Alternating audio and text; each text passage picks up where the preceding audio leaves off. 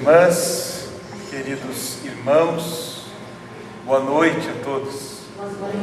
É uma alegria muito grande retornar a Jacarezinho, nesse momento tão especial pelo qual nós estamos passando.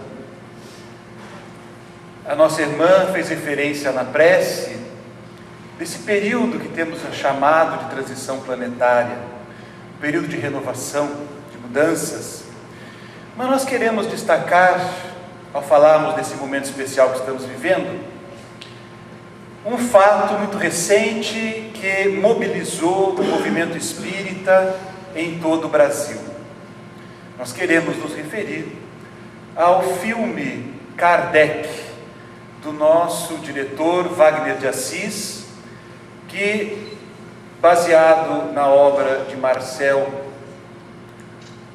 Sotomayor, chegou em mais de 450 salas de cinema e que foi sucesso de público porque mobilizou os espíritas em todo o Brasil, que no contato com aqueles que detêm os direitos, os proprietários das salas de cinema, que mal sabiam sobre o potencial que nós, os espíritas, tínhamos de encher as salas, e pudemos colher as informações que chegaram daqui e dali, do sucesso alcançado de público que encheu as salas de cinema, para descobrir ali, para relembrar, para trazer para dentro das nossas reflexões, das nossas casas espíritas, esse momento tão importante que retrata o filme, que é o momento da chegada do espiritismo na face da terra,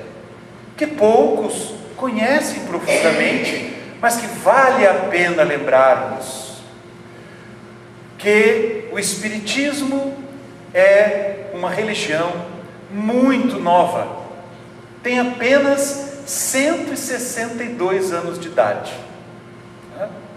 Surgiu em Paris, na França, com a publicação de O Livro dos Espíritos, no ano de 1857.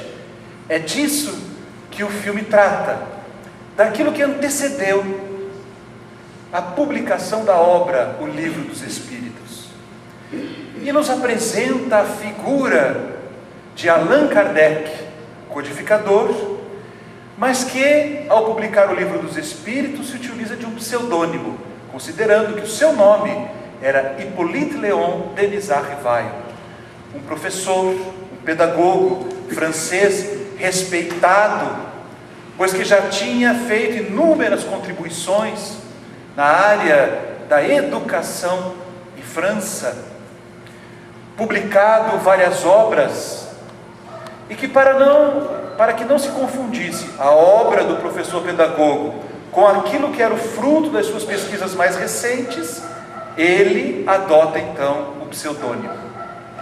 Mas o filme, que estará agora no final do mês de agosto, a partir do dia 30 ou 31, disponível no Netflix, estes canais, que hoje alcançam todos os lares através da internet.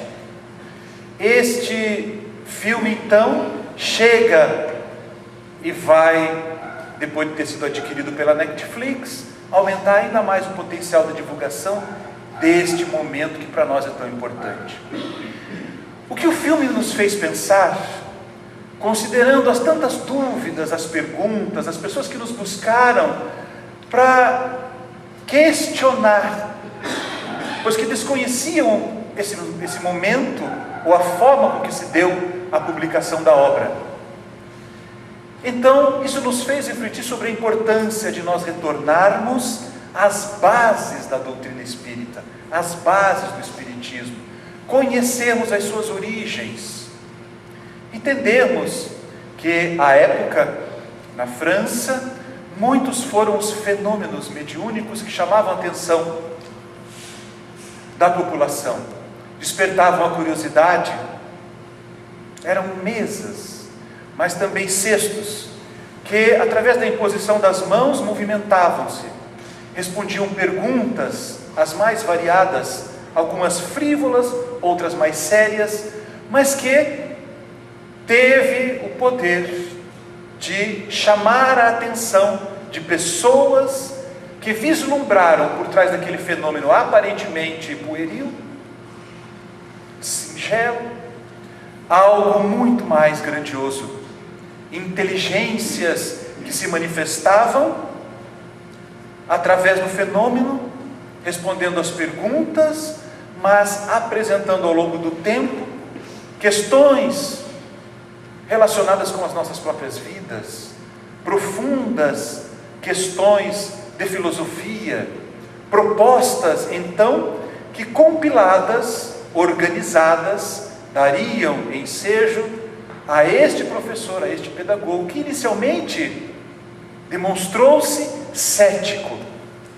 Não podia acreditar que por trás daquilo que enchia os salões, não apenas de Paris, mas de toda a Europa, havia cruzado o Oceano Atlântico vindo da América do Norte, os fenômenos. Ele então, num primeiro momento, se faz cético, mas é convidado a participar de reuniões sérias, na casa inicialmente da senhora Prené-Maison, mais tarde também através do convite de amigos que ele conhecia profundamente, em quem confiava. Chega à casa da família Baudin e, através de duas quase crianças, as senhoritas Baudin, as médiuns, que foram talvez o principal instrumento nesse início, nesse surgimento das mensagens que vinham dos espíritos, que apresentavam-se como aqueles que há tão pouco tempo estavam entre nós, mas que, ao deixarem a vida no corpo físico, agora podiam descrever que a vida continuava. Traziam os seus relatos, as suas experiências, mas também nos apresentavam uma possibilidade de visão diferente, algo novo, falando-nos então e apresentando-nos aquilo que hoje nós conhecemos como a doutrina espírita.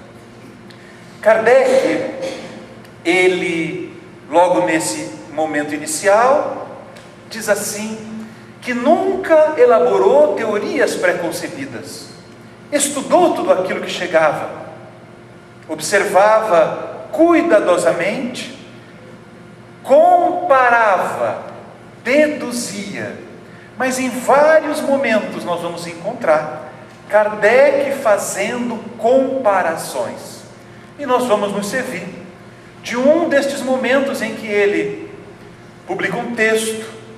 Este texto fica no seu acervo pessoal, para mais tarde nos chegar através de uma obra intitulada Obras Póstumas. O próprio nome já disse, foi uma obra de Allan Kardec, reunia os seus textos, mas que fora publicada depois da sua desencarnação. Em Obras Póstumas, então, é que nós vamos encontrar as alternativas estudadas por Kardec nessa possibilidade de comparação, para encontrarmos a proposta do Espiritismo como aquela que para nós faz todo sentido, com mais amplo respeito, porque nós, os espíritas, a ninguém impomos a nossa crença, a ninguém impomos a nossa fé, a ninguém agredimos, a todos respeitamos, em que pese, em muitos momentos, temos sido agredidos, sobretudo no passado, muitos, por não conhecerem o que é o Espiritismo, confundem essa história que nos chega a partir de Kardec, de tão pouco tempo, com outros pensamentos, outras ideias religiosas, também absolutamente respeitáveis, mas com as quais o Espiritismo não tem conexão, senão alguns pontos de contato, que aliás, presente em todas as religiões que levam a Deus, sobretudo quando em O Livro dos Espíritos, na questão 625, Kardec tem a possibilidade de perguntar: quem seria a nossa referência, sob o ponto de vista moral? E estes Espíritos nos dizem: a referência é Jesus. Então, o Espiritismo, sob o ponto de vista moral, nada traz, corrige, contraria aquilo que foi trazido pelo Cristo. A proposta moral do Cristo é a proposta moral estudada pelo Espiritismo. A obra que viria mais tarde, o Evangelho segundo o Espiritismo, traz sim algumas interpretações diferentes, que ocorre naturalmente até mesmo no seio das religiões, por exemplo, as pentecostais, evangélicos. Inúmeras denominações, algumas divergem na interpretação deste ou daquele ponto, absolutamente natural. Mas o Espiritismo é o cristianismo redivivo. O que aqui se estuda, o que aqui se analisa, tudo nos remete a atendermos ao convite do Cristo, a amarmos a Deus sobre todas as coisas, ao próximo como a nós mesmos. Então Kardec, nestas comparações, a fim de que a humanidade possa avançar no pensamento, traz 5 propostas do pensamento filosófico religioso, analisadas por ele à época, e que nós faremos aqui rapidamente, para entendermos e para que possamos construir em nós esta tranquilidade, esta afirmativa de que nós somos espíritas, de que nós acreditamos na proposta espírita porque a conhecemos e porque comparamos com as demais e entendemos que essa é a que mais atende às nossas buscas, a que melhor responde às nossas dúvidas, com o mais absoluto respeito àqueles que pensam diferente de nós. Então, Kardec nos falará inicialmente da doutrina materialista, nesta comparação. A doutrina materialista, ela diz que não existe alma ou espírito. Não existe alma. Então, a inteligência, o princípio de inteligência que existe em nós, o ser que somos nós, que amamos, que criamos, que sonhamos, que pensamos, planejamos, desenhamos, enfim, escrevemos, refletimos. Tudo isso é uma propriedade da matéria. Surge da própria matéria, porque não há alma na visão materialista. Não existe alma. Então, nada existia antes do nosso nascimento, como também nada existirá depois da nossa desencarnação. O materialismo é fruto, talvez, da soberba, do orgulho, da prepotência dos homens incapazes de admitirem a ideia de Deus, a ideia de um Criador, a ideia de que possa existir algo que eles não possam analisar, estudar, pegar, pesar, medir. Então, contrariados também com aquilo que vinha das religiões dominadoras, das religiões preponderantes, dos tempos da Idade Média, enfim, da nossa própria história, da nossa humanidade, se antepondo a esse pensamento religioso, afastam qualquer concepção. Então, com o materialismo, também não há sentido algum em nenhum esforço, cuidado. Aliás, todo o pensamento do Cristo não faz sentido nas ideias materialistas, pois que Jesus seria uma invenção dos homens. Toda a mensagem do Cristo nos fala do porvir. As bem-aventuranças prometem o reino dos céus àqueles que as observam, àqueles que herdaremos a terra, herdaremos essa condição de felicidade. Bem-aventurados os aflitos, bem-aventurados os misericordiosos, os que sofrem, enfim, tudo isso nos fala do porvir, do futuro. Mas se não existe nada, então toda essa mensagem perde o valor. Com o materialismo, os nossos esforços no sentido da prática do bem também não têm sentido, porque seria melhor então, se não existe nada após a nossa desencarnação ou morte, se nada existe, então justifica-se que a vida seja uma busca pelo imediatismo, os prazeres do mundo, o aqui e o agora, sem nos preocuparmos com as consequências dos nossos atos. Que seria de uma sociedade materialista? Mas também Kardec analisará uma proposta que surge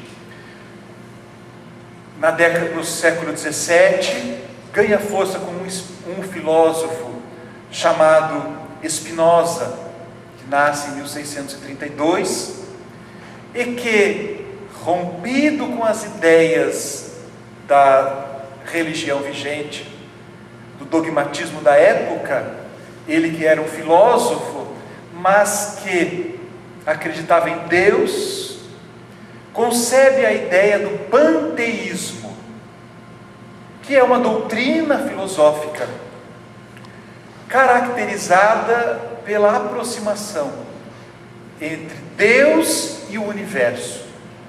O universo é Deus, Deus é o universo. Nós, portanto, estamos no universo, e ao nascermos, nos utilizamos de uma fração deste todo universal. Retiramos dali uma porção, a nossa alma, que dará vida ao nosso corpo durante aquela existência. Ao término da nossa existência, a alma se liberta e retorna ao todo universal. Essa é a ideia panteísta. Isso é o pensamento panteísta. É como se nós nos servíssemos daquela jarra de água com uma gota. Essa gota é a nossa alma, nos dá a vida. Nós hoje nos individualizamos. Eu sou o Adriano, ela é a Karina, a Maria Luísa, o Boberg. A individualidade surge. Nós amamos, construímos os nossos afetos, fazemos a nossa caminhada, mas ao término de um período, que para alguns é de 2 anos, 3 anos, 5 anos, outros é de 50, 60, 70, 90, retornamos ao todo universal. É a gota d'água, diz Kardec. Retornamos por efeito da morte à massa comum, como as gotas de chuva ao oceano. E aí, ao olhar a gota de chuva no oceano, onde está? Onde estamos nós? Perdemos a individualidade. Perdemos a individualidade. Então, todos os nossos esforços e méritos se perdem na massa. Todas as nossas imperfeições e deméritos também. Então, há pouco circulou pelo WhatsApp um vídeo de um professor que propõe à turma, ele que fazia uma experiência da sociologia, ele propõe à turma uma prova, aplica a prova e, como de costume, né? Quem é professor sabe muito bem, tem aqueles que estudam mais, os que estudam mais ou menos, os que prestam atenção na aula, vão lá fazer a prova, e tem aqueles que não querem saber de nada, né? Então aplicou a prova, teve quem tirou 10, teve quem tirou 9, 8, 7, 6, teve quem tirou 0. Mas aí o professor disse: façamos a seguinte experiência, vamos pegar a nota de todos, somar e vamos dividir pelo número de alunos, e todos ficamos com a média da turma. Olha que beleza, né? Então a nota ficou em torno de 5 para todo mundo. Que coisa boa. Será? Na próxima prova, o professor lançou a prova, todos sabiam que havia uma nova prova. Mas o que aconteceu? Quem havia estudado disse assim: para que eu vou estudar? Se é para ficar com 5, eu não vou estudar. Quem já não havia estudado, esse então disse: bom, eu não preciso estudar mesmo, eu vou tirar 5 sem fazer nada. Maravilha. E o que aconteceu com a média da turma dessa vez? Foi mais para baixo ainda. Claro. Então, a ideia panteísta, em que a individualidade se perde, em que a alma perde a individualidade, ao retornar ao todo universal, teria os mesmos efeitos da doutrina materialista. Por que eu vou me preocupar em amar mais, em cumprir as leis, amar ao meu irmão, praticar a caridade, se não tenho o mérito, se não me será dado, conforme prometeu Jesus, a cada um segundo as suas obras? Então, a ideia panteísta hoje é rara, perde a sua força. Mas Voltaire, John Locke, também filósofos, rompidos com a igreja, mas crentes na existência de Deus, admitem a existência de Deus, um Criador do universo, porém desvinculado de qualquer pensamento religioso. Estes são os deístas. Deus, para eles, estabelece todas as leis que regem o universo. Mais uma vez estabelecidas essas leis, funcionam por si só. Não há a providência divina. Não é aquele Deus que nós aprendemos, aquele Deus que Jesus nos trouxe. Jesus dizia que Deus era Pai. Ele se referia: Pai nosso. Deus para Jesus era o nosso Pai. Para João, seu apóstolo bem amado, o evangelista, Deus era amor. Então, a providência divina é essa presença de Deus em nossas vidas, em nós, zelando por nós, cuidando de nós. A sua providência é atuante, naturalmente através de uma estrutura muito difícil de nós conhecermos, os seus ministros, os seus trabalhadores, os anjos guardiões, os espíritos protetores. Estes estão ao nosso lado, a serviço do Pai, cuidando de cada um de nós.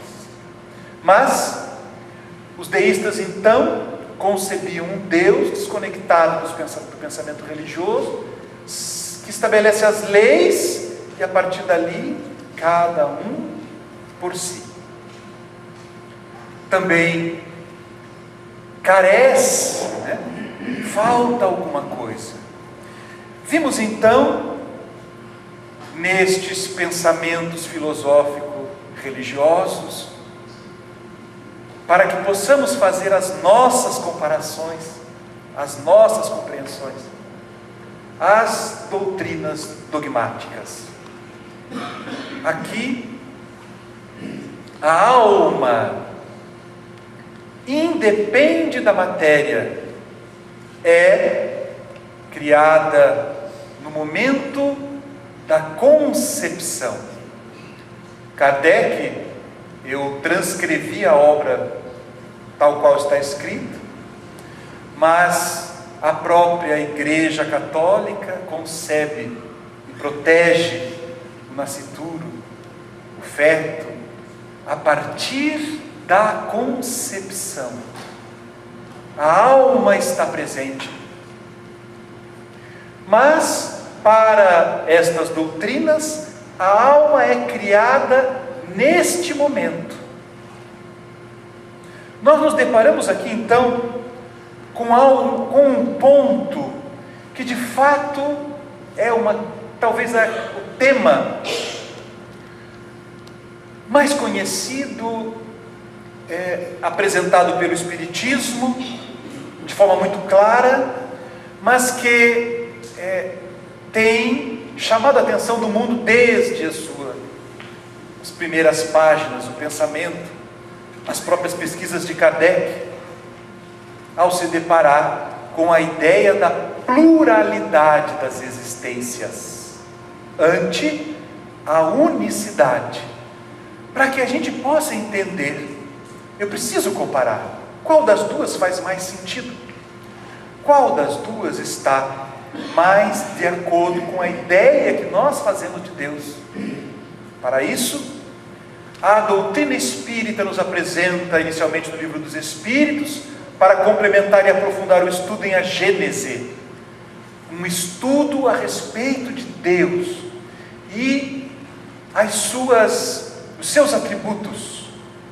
Ali nos encontramos os benfeitores espirituais nos afirmando que Deus, na primeira questão do Livro dos Espíritos, é a inteligência suprema, a causa primária de todas as coisas. Deus é o Criador do universo, não apenas do nosso planeta, que, aliás, em um determinado momento da nossa história, imaginou-se, concebeu-se, que o planeta, o nosso planeta, era o centro do universo.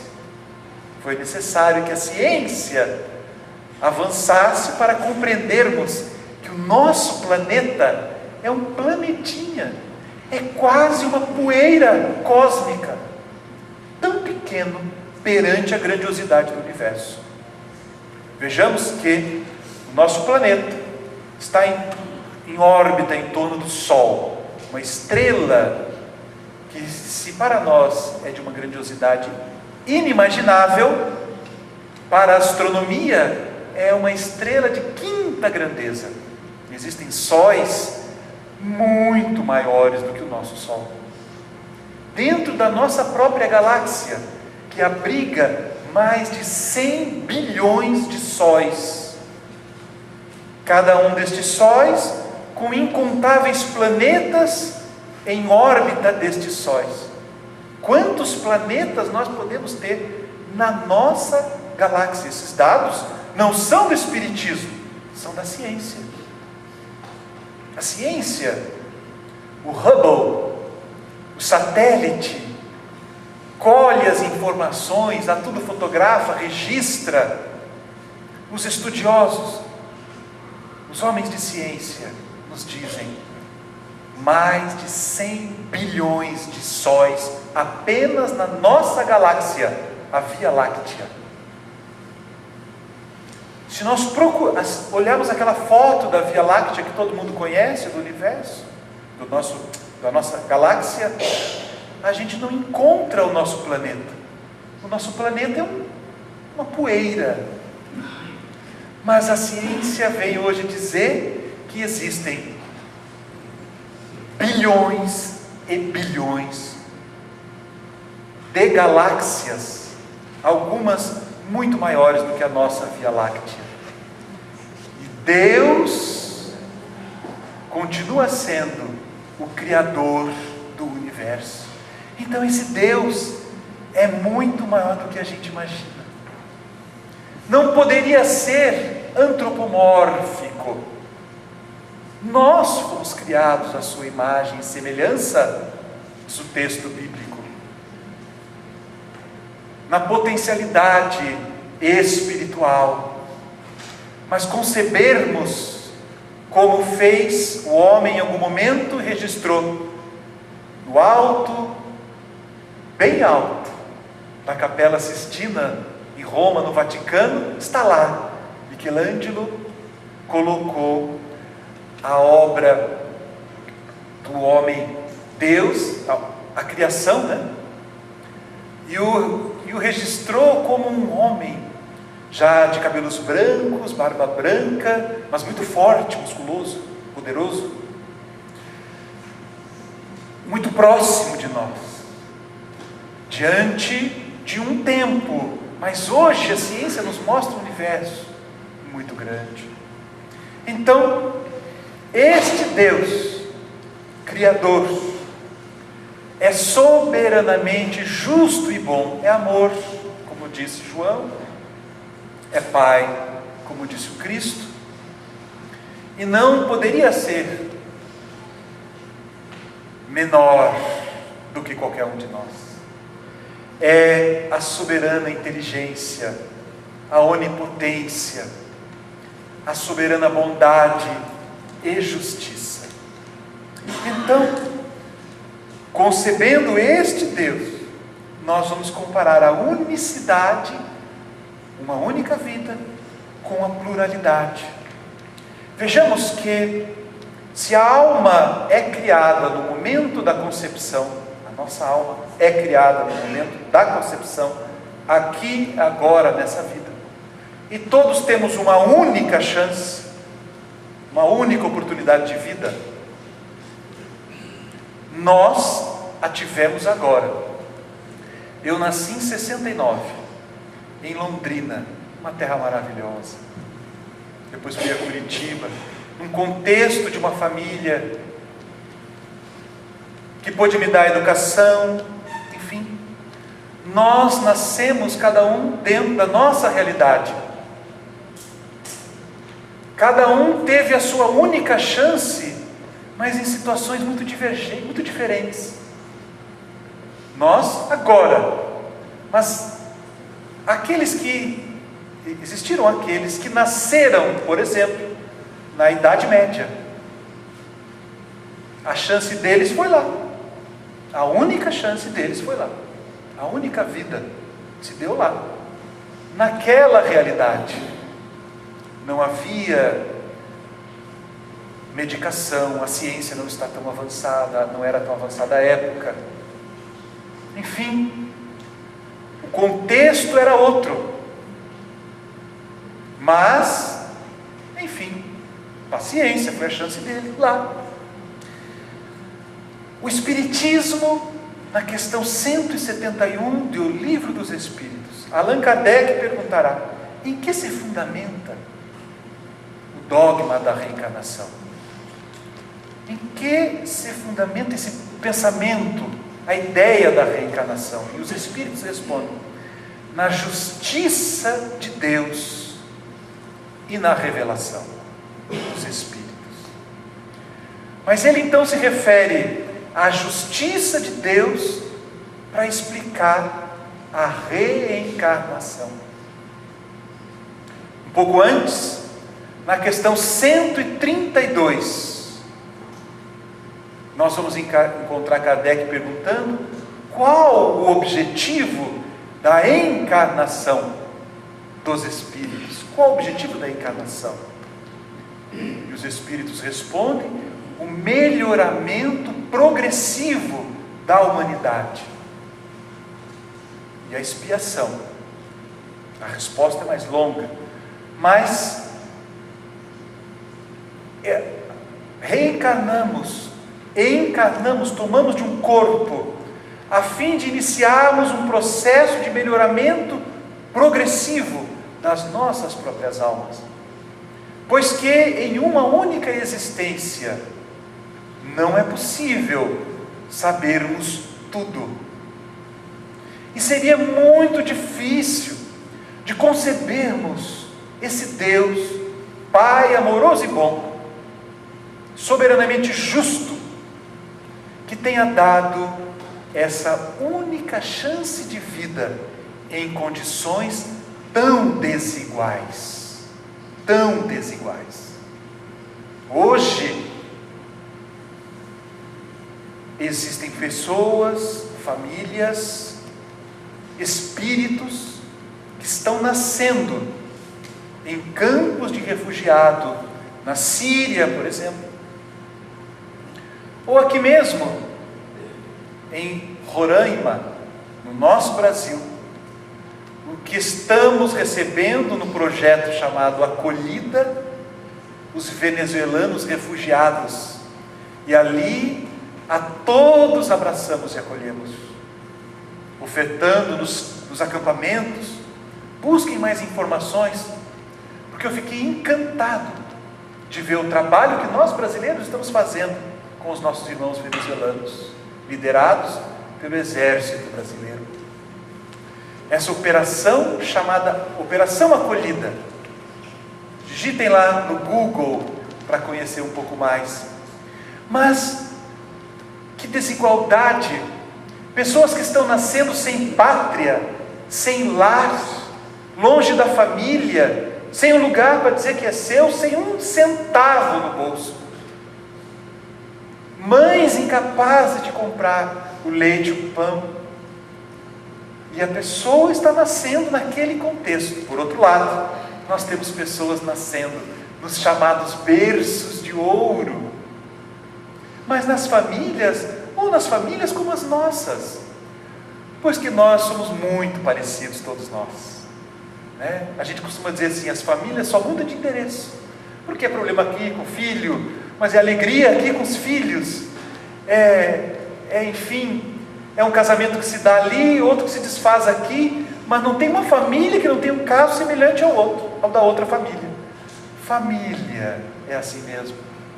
Mas nós temos a possibilidade de receber, de acolher, de amar. Quando chega alguém é uma alegria ter um neto, né? Um dia eu chego lá, viu, Roberto? Eu chego lá, né, dona Cidinha? Um dia eu chego lá, com bisnetos, quem sabe?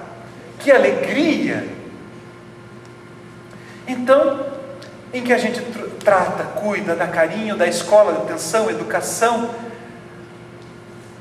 mas também a ideia da pluralidade das existências, então, precisa ser comparada com a ideia da unicidade, uma única existência, ou nós caminhamos nesta vida, acertamos, erramos, para depois retornarmos.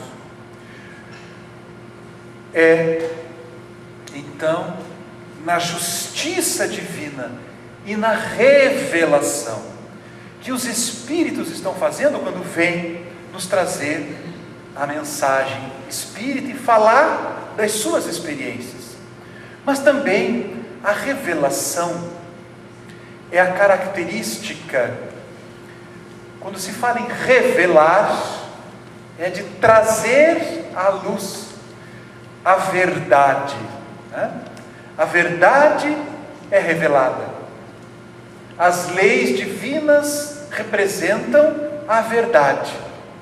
É muito curioso falarmos a respeito da verdade, porque a verdade, ela é uma só. Veja, se a reencarnação existe e é uma verdade, todos nós reencarnaremos. Católicos, evangélicos, budistas, muçulmanos. Ah, mas eu não acredito. Mas é da lei divina. A minha crença, ela não tem o poder de alterar a lei. Então, como existem as leis da física, a lei da gravidade. A lei da gravidade diz que nós somos atraídos pela massa da Terra para o centro do nosso planeta. A massa nos atrai. Então, quando eu pulo, eu sou atraído. Na Lua, a massa é menor, porque a Lua é menor. Então, a força de atração, a lei da gravidade, a atração ali, ela não é tão forte quanto na Terra, porque a Terra é maior. Então, o indivíduo pula, e aí ele é atraído, mas é devagarinho. Então, ele quase que flutua na superfície lunar. Mas não adianta duvidar da lei. Eu não acredito na lei da gravidade. Pule do prédio para ver. Vai se estatelar lá embaixo, vai ser atraído. É da lei. Não adianta não acreditar naquilo que é da lei. Então, se Deus existe, Ele existe. Mas eu não acredito. Não vai mudar nada, continua existindo. Se a alma é imortal, a alma é imortal. Eu não acredito. Para mim, quando acabou, acabou. Sabe o que vai acontecer? Vai ter uma surpresa tão boa, né? Porque ele vai achar que vai entrar no sono eterno, e aí ele desliga a chave aqui e liga a chave ali, fecha os olhos aqui, dá o último suspiro aqui, para encher o pulmão do mundo espiritual, rodeado de amigos que foram antes dele. Aí ele fala: ixi, os espíritas estavam certos. Então, se é da lei, se é uma verdade, não importa se eu acredite ou não, vai acontecer. Então, a reencarnação, se é da lei, todos nós reencarnaremos. Todos nós. Então, a revelação vem chegando aos poucos. Deus permite que, inclusive, algumas pessoas lembrem das reencarnações passadas. Muito curioso. Mas nós trouxemos aqui alguns casos, mas para não trazer os casos do Espiritismo, que são inúmeros, nós trouxemos aquilo que está no mundo, que vem depois chegando. Mas este aqui é um caso que ficou muito conhecido. Eu vou pular um slide para dizer o seguinte: transformou-se num filme, Este é o título do filme: Minha Vida na Outra Vida. O filme conta a história baseada neste livro que a Federação Espírita Brasileira traduziu para o português, porque ela é uma norte-americana, Jenny Cockell, norte-americana, que começou a ter sonhos recorrentes. Ela sonhava a mesma coisa todo dia. Sonhava que ela tinha filhos. E onde estavam os filhos e aquela angústia? Mas sonhava com o vilarejo onde ela morava, sonhava com os detalhes da vida, os fatos, o que havia acontecido. Mas os sonhos eram persistentes, recorrentes, e sempre um ponto a mais ia acrescentando. E ela acordava, compartilhava com o companheiro, com a família, e foi anotando. Hoje, sabe como novela, né? Você sonha um capítulo hoje, o segundo capítulo amanhã, o terceiro capítulo amanhã. E assim, ela construiu esses registros dessa lembrança. Chegou a fazer um desenho, um mapa do lugar onde ela morava, até o momento em que ela se deu conta. Quando, para tentar entender o que estava acontecendo com ela procura um terapeuta que faz um processo de hipnose, e na hipnose ela fala o seu nome e a cidade de onde está falando, como no DDD da Embratel. Esse agora foi lá atrás, né? Ela então diz a cidade, vai pesquisar e descobre que se trata de uma cidade na Irlanda. tem que atravessar o oceano de novo. Mas ela vai porque ela queria tentar desvendar tudo aquilo. Ela então lembra o seu nome, Mary Sutton, e encontra o registro de nascimento de Mary Sutton, na Irlanda, que morreu 21 anos antes dela nascer. Ela é americana. A Mary tinha morrido 21 anos antes, ou seja, ela ficou 21 anos no mundo espiritual, reencarnou. E morreu com 32 anos, se não me falha a memória, depois de dar à luz a 10 filhos, sendo que 2 não viveram. Então ela tinha 8 filhos. Quando ela vai, chega na cidade, começa a investigar, a pesquisar. Quando ela desce na cidade, ela caminha e vai sozinha até a casa dela. Eu morava aqui. Chamam as pessoas mais antigas da cidade, ela descreve e eles dizem sim, morava aqui, é isso mesmo. E um dos filhos ainda estava na cidade, mas ela vai encontrar 5 filhos dos 8 que ela teve, agora todos com mais de 70 anos, 60, quase 80, os filhos. É claro que isso não é fácil, não a aceitaram inicialmente.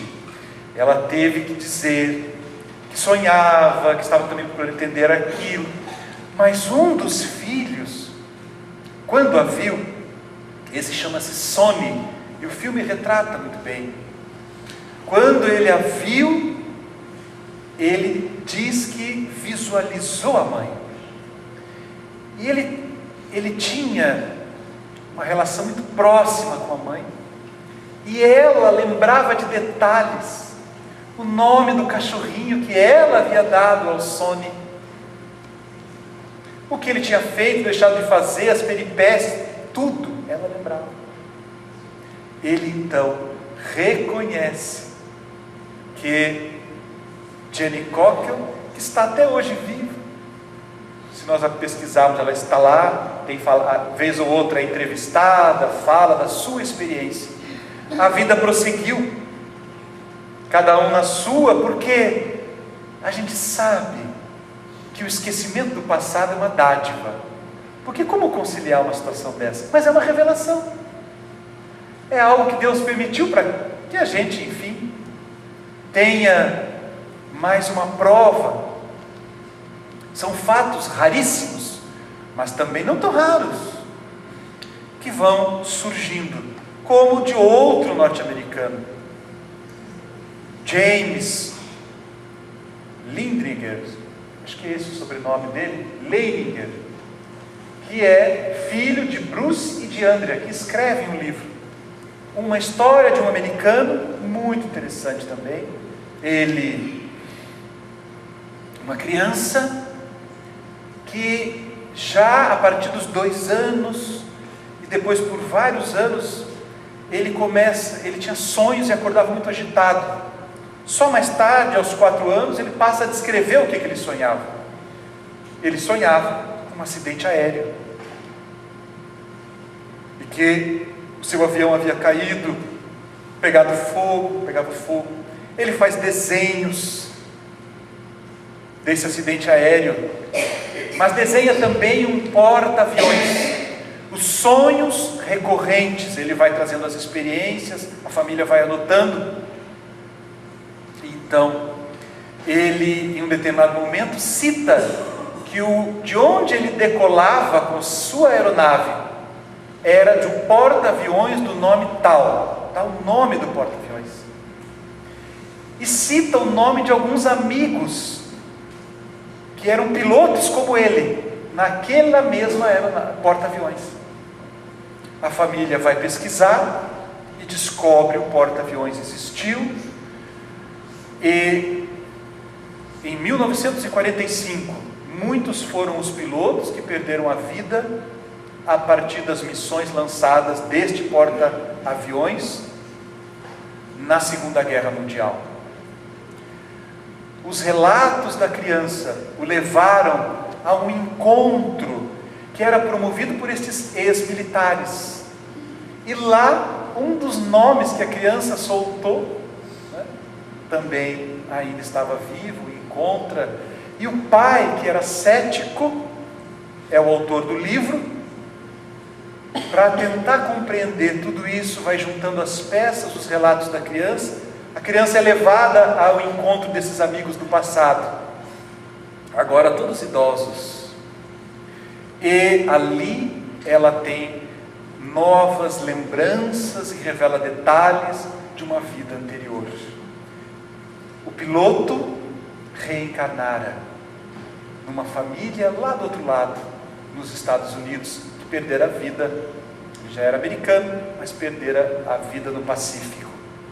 Então, ele está aí, nasceu em 2002, está com um pouco mais de 20 anos, estudando, tem falado sobre o tema.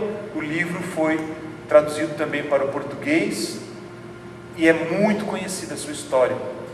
Mas também esta outra, Mânica, uma indiana, que por volta dos 10 anos de idade, aliás, desde antes, ela já havia fugido de casa aos 6 anos de idade, porque ela disse assim, ela que nasceu num pequeno vilarejo na Índia, ela lembrava de ter sido casada com um comerciante na cidade tal, no Nepal, 3.000 quilômetros longe de onde ela estava. Mas ela trazia lembrança de todos os detalhes da vida anterior. Sempre tivera, mas a família até exorcismo providenciaram para ver se ela melhorava e deixava para trás essas lembranças, essas ideias. Mas quando um padre missionário numa escola cristã que ela foi matriculada, sensibilizado com a angústia da menina, as lembranças, as histórias, os detalhes, ele, com autorização da família, passa a pesquisar e descobre o comerciante vivo no Nepal. Toma da menina e promove um encontro. Inicialmente, é claro, você imagina você chegar um dia na tua casa, alguém dizer assim, tem uma menininha que diz que foi casada com você, ela está ali no portão, diz que você fez umas promessas no leito da morte dela, ela veio agora que ela quer fazer um DR, quer discutir a relação. Então ele disse assim, que não iria ao encontro, mandaria o irmão, mas na verdade quem vai é ele. Ele disse que não iria, que mandaria o irmão, mas quem vai é ele. Imaginava assim surpreender a criança, que ao vê-lo, o identificou na hora. Pois que esse dos fatos que conheço é um dos que a reencarnação se deu de forma mais rápida, porque passavam-se em torno de 2 a 5 anos, a dedução em que a gente chega, após a desencarnação, que se deu depois do casamento, durante o parto da primeira filha. Ela morre no parto, e de 2 a 5 anos depois já está reencarnada na Índia. Mas traz as lembranças. Este é um dos casos. Ian Stevenson, que estuda os casos de reencarnação, ele entrevistou a indiana, entrevistou essa menina, conversou com ela, a acompanhou, se interessou pelo caso. O caso é tão interessante, ele foi levado ao Mahatma Gandhi, isso se deu na década de 40, entre 32 e 36. E Gandhi, o líder espiritual à época da comunidade em que ela estava inserida, instalou e designou que houvesse um inquérito, uma pesquisa a respeito. E Um ano depois das pesquisas, foram até lá, ouviram as entrevistas, etc., concluiu o fato conclusivo de que a menina era de fato a reencarnação daquela que vivera no passado. Então, a unicidade das existências ao lado da pluralidade das existências, que vão nos falar das desigualdades, vão explicar as desigualdades. Porque se existe um ontem, este ontem explica a desigualdade do hoje. Por que que eu nasci assim, nessa família, nessas condições? Porque foi o que eu semeei, plantei e mereço hoje, e preciso hoje. Mas o Pai, amoroso e bom, nos deu uma nova oportunidade, uma nova chance, uma nova vida. Não nos condenou, conforme algumas doutrinas dogmáticas, às penas eternas, ao sofrimento eterno. Então, a alma, na visão dogmática, conserva a individualidade após a morte, mas depois, nesse momento, tem irrevogavelmente determinada a sua sorte. Se foi bom, vai para o céu. Agora, se se equivocou, vai para o outro lado. E aí a gente fica perguntando, né? Kardec faz isso, porque nesse pensamento existe uma separação definitiva e absoluta entre os que foram eleitos e os que foram condenados. Qual mãe seria feliz sabendo que um filho seu se equivocou pelo caminho, foi levado pelas más influências, cometeu um crime, mas as circunstâncias, enfim, um pecado capital, o condenou, mas ela, na sua conduta sempre reta, merece o paraíso dos céus, o reino dos céus, mas seria feliz sabendo que o filho está lá no sofrimento eterno? Então este pensamento já não tem mais espaço. O meio religioso tem buscado outros pensamentos, já não aceitam mais as ideias dogmáticas, já não há compatibilidade com a ideia que nós fazemos de Deus, soberanamente justo e bom. Então vem o Espiritismo, a doutrina espírita, com a alma individual, que preexiste e sobrevive, com um ponto de partida comum a todos, sempre igual. Nós somos criados simples e ignorantes, uma simplicidade, só que não sabemos quando. A alma foi criada lá atrás, e a gente vem ganhando experiências, melhoramento progressivo. Somos nós mesmos que vivemos ontem. Nós participamos da história e hoje continuamos a escrevê-la. E assim estamos hoje semeando o nosso futuro amanhã. Mas tivemos o mesmo ponto de partida. Os espíritos progridem mediante o uso do livre-arbítrio, seja feita conforme a sua vontade, né? Porque se eu escolher o bem, terei o bem, mas se eu escolher o mal, sofrerei as consequências do mal. Então, sendo insuficiente uma só existência para que o espírito adquira todas as perfeições, ele retorna tantas vezes quantas lhe forem necessárias, neste ou até mesmo em outro planeta. Não se recorda, e é bom que seja assim, porque senão olha a confusão, então eu não me recordo nem mesmo do mal que o outro fez a mim, e o recebo na condição de filho, para restabelecer os laços de afetividade rompidos no passado.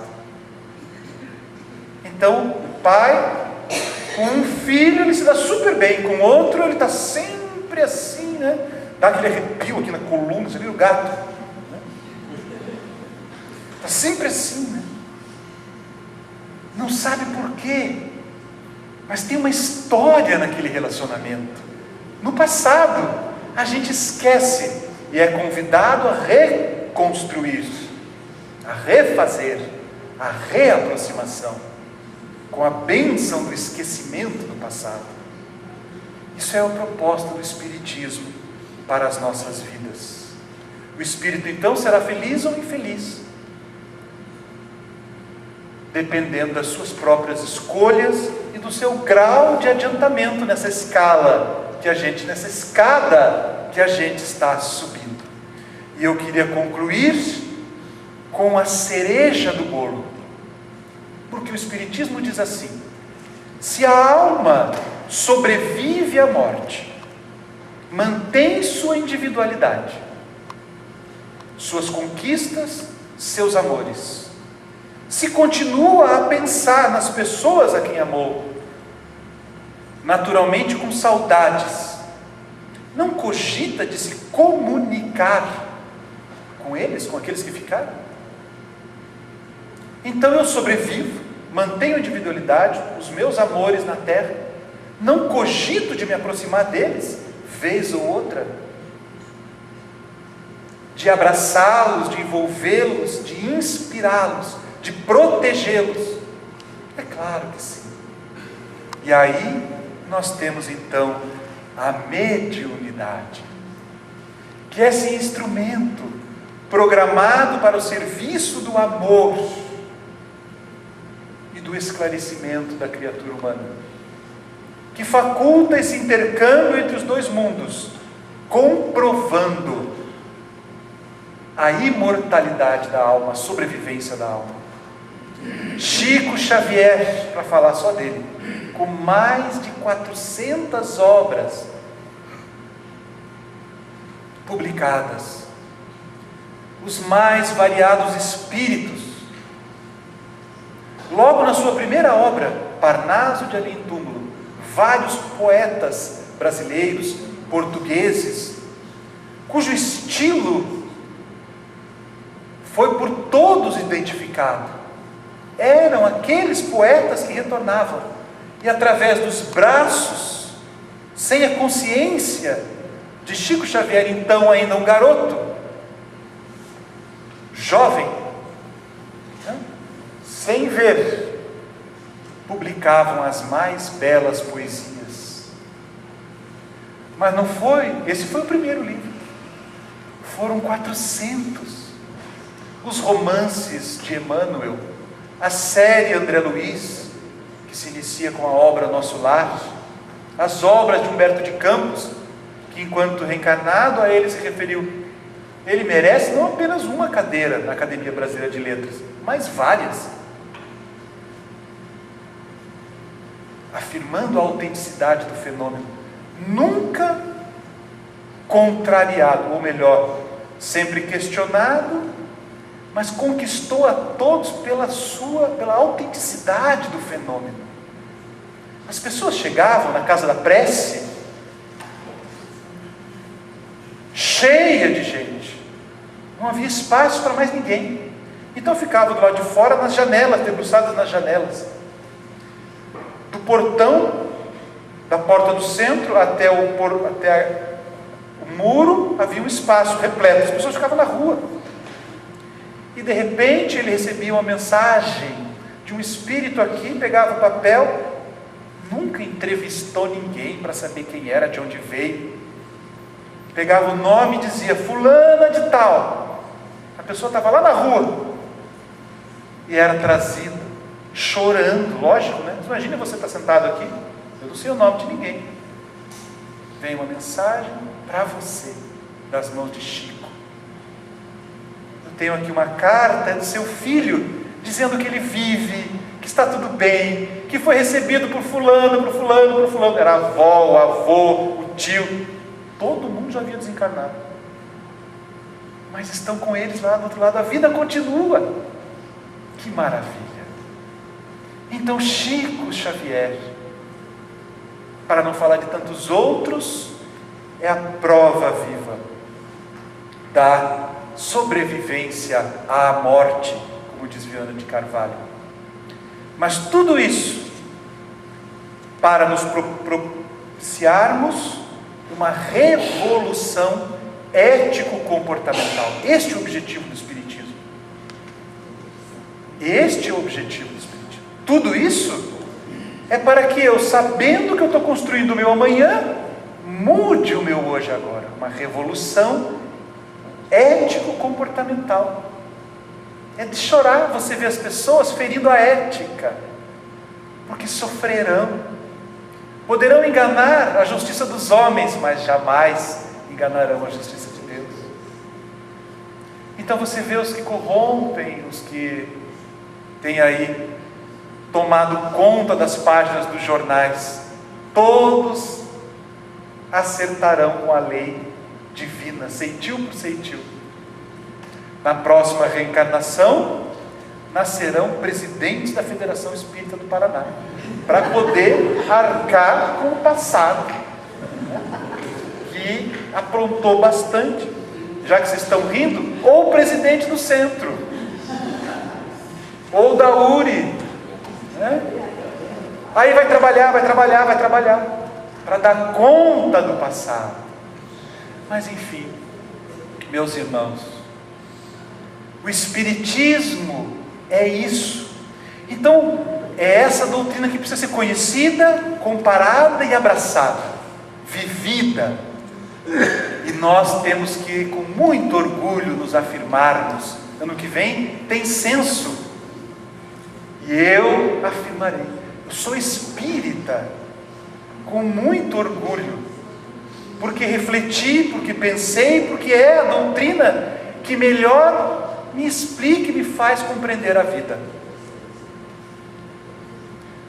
Com todo respeito a quem segue as outras religiões, mas para nós, o Espiritismo em nossas vidas é uma bênção. Meus irmãos, que Jesus abençoe a todos vocês, a todos nós, e que muitos e muitas jornadas espíritas se deem aqui em Jacarezinho, se Deus quiser, com o sucesso de sempre. Muito obrigado. Perdão, eu estava torcendo para que aquele relógio tivesse um problema e ele estivesse andando mais rápido, mas eu acho que não, eu acho que eu fui aqui, eu falei demais mesmo. E orem por mim, porque a minha mulher vai puxar a minha orelha assim que eu terminar a palestra. Muito obrigado.